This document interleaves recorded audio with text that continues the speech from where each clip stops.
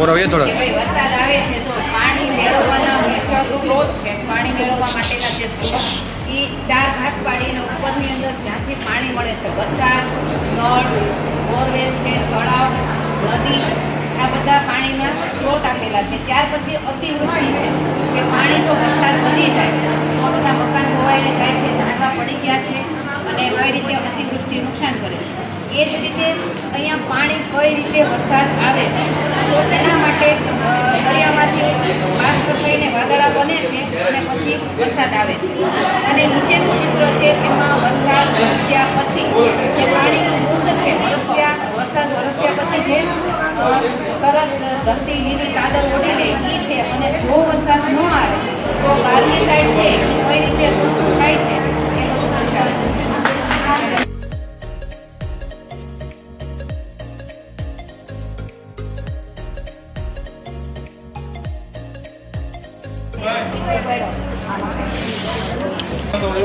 કુદરતી વાતાવરણ અને પર્યાવરણ જેમાં આપણે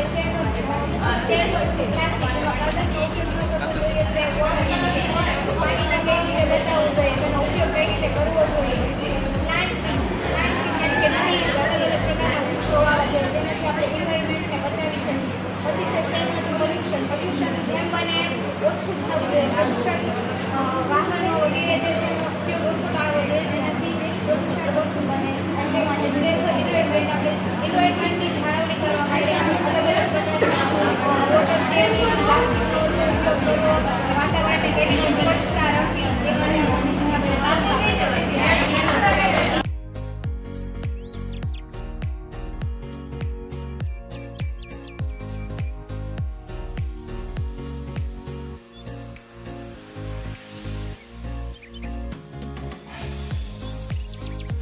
તો અમારો આજનો પ્રોજેક્ટનો ટોપિક હતો વર્લ્ડ અર્થ ડે. 22 એપ્રિલના રોજ ઉજવવામાં આવે છે. પૃથ્વી છે એ આપણા સૌનું ઘર છે.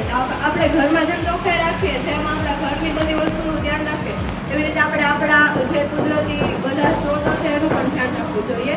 એના માટેનો ટોપિક છે આ. First of all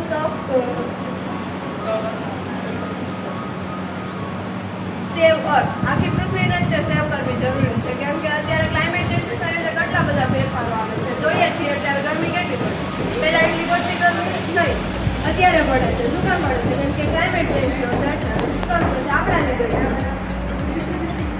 save energy સેવ કરવાની જરૂર છે. આપણે બધા જાણીએ છીએ અત્યારે પેટ્રોલની ને કેટલી બધી પ્રોબ્લેમ્સ આવે છે. તો એનર્જીને સેવ કરશું તો આપણે આપણા ફ્યુચરમાં જે બધી પ્લાન્સ હશે ને પામી શકીશું.